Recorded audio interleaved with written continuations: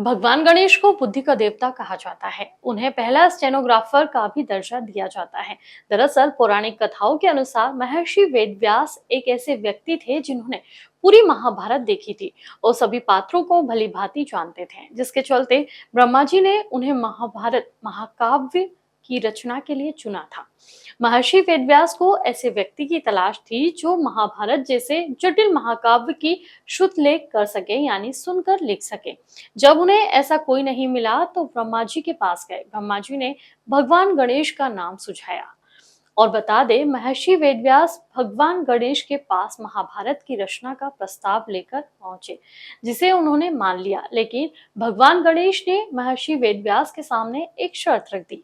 भगवान गणेश ने महर्षि वेदव्यास के सामने यह शर्त रखी कि वह महाकाव्य तभी लिखेंगे जब व्यास जी उन्हें बिना रुके पूरी कहानी सुनाएंगे। अगर वह बीच में रुक गए तो वह वहीं पर लिखना छोड़ देंगे।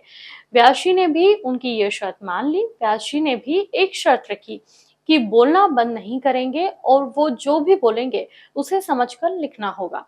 गणेश जी ने भी उनकी ये शर्त मान ली।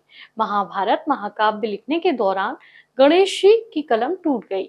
अब शर्त के अनुसार उन्हें रुकना नहीं था। ऐसे में गजानन ने अपना एक दांत खुद ही तोड़कर उसे कलम बना लिया, जिसके बाद वह एक दंत कहलाए।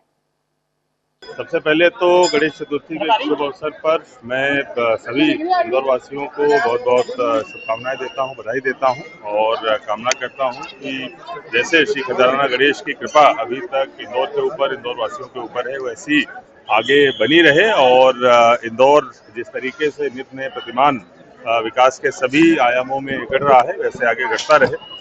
मंदिर में इस बार हम लोगों ने जो हमारा ये 10 दिवसीय कार्यक्रम चलता है गणेश चतुर्थी से अनंत चौदस तक का, इसको और अधिक भव्य स्वरूप देने की कोशिश की है और खास तौर पर जो गणेशोत्सव है उसके उपलक्ष्य में जो सांस्कृतिक कार्यक्रम है वो जो देश के नामी ग्रामी कलाकार हैं, जो भजन गायक हैं, चाहे वो मैथिली ठाकुर हों या शर्मा बंधु हों, उनको भी हमने इस बार यहाँ पर इनवाइट किया है और इस सांस्कृतिक कार्यक्रम को समाहित किया है, जिससे कि हम लोग इसको और भव्य स्वरूप प्रदान कर सके। निश्चित रूप से ये बहुत ही एक खजाना गणेश के लिए या इंदौर के लिए बहुत महत्वपूर्ण त्यौहार होता है और इसी अनुरूप में भव्यता में इसको करें, ये हमने कोशिश की है।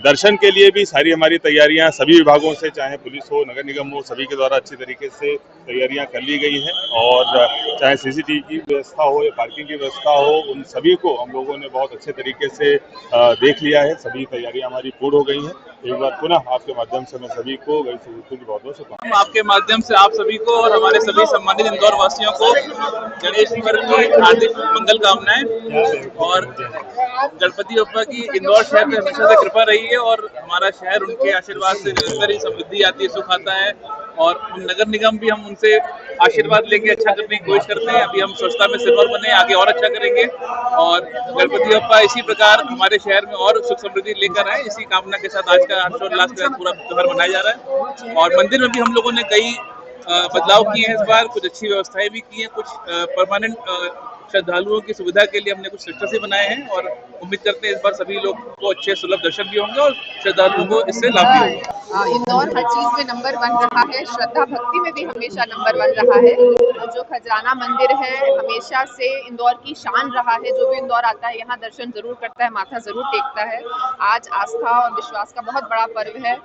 जन सैलाब यहाँ पर आ गया है और बहुत बड़ी बात है कि यहाँ पर एक 3 दिवसीय सांस्कृतिक कार्यक्रम भी हो रहा है जो नवयुवकों को, युवाओं को जोड़ेगा मंदिर से, आस्था से, भक्ति से। आज हमने सपरिवार अपने बच्चों के साथ यहाँ आकर पूजा करी और यही बाबा से कामना करी कि बाबा हमको सद्बुद्धि दें, अच्छे काम करवाएं हमसे और शिक्षा और जो स्वच्छता और विकास के यहाँ पर कार्य होते रहे हैं इंदौर में, उनको और ऊंचाइयों तक लेकर जाएं। मैं जब से मेरी शादी हुई है 12 साल हो गए, हम लोग हमेशा ही कलेक्टर साहब और मैं हमेशा यहाँ पर पूजा करते रहे हैं। आप सबको पता है कलेक्टर साहब यहाँ पर जिला पंचायत रहे हैं और यहीं पर नगर निगम कमिश्नर रहे हैं। बाबा के सौभाग्य से हम लोग यहाँ पर कलेक्टर भी अब रहे हैं। सर 2 साल से, तो हमने बहुत पूजाएं करी हैं और मालवा से हमारा विशेष स्नेह और प्रेम है। बप्पा की भूमि है ये, बाबा महाकाल की भूमि है। बाबा से जो भी मांगो, बाबा बड़े कृपालु हैं, हमेशा सबको देते हैं। तो यही मंगल कामना है कि इंदौर वासियों पर ऐसे ही कृपा दृष्टि हमेशा बनाए आज क्या प्रार्थना करी इंदौर के लिए भी? आज ये प्रार्थना करी है कि जो हम लोग औद्योगिक विकास, शिक्षा और स्वास्थ्य में आगे नए प्रोजेक्ट्स आ रहे हैं, वो बिना किसी विघ्न के आगे बढ़ते जाएं। इंदौर स्वच्छता के कई आयाम पा चुका है, नए आयाम पा चुका है, पर अब हमको और आगे जाने की जरूरत है। शिक्षा में, स्वास्थ्य में तो जो नए प्रोजेक्ट्स आ रहे हैं वो बिना विघ्न होते जाएं, बाबा सुमार्ग दिखाते जाएं और जितने अधिकारी जनप्रतिनिधि आ रहे हैं वो उस पथ पर चलते जाएं।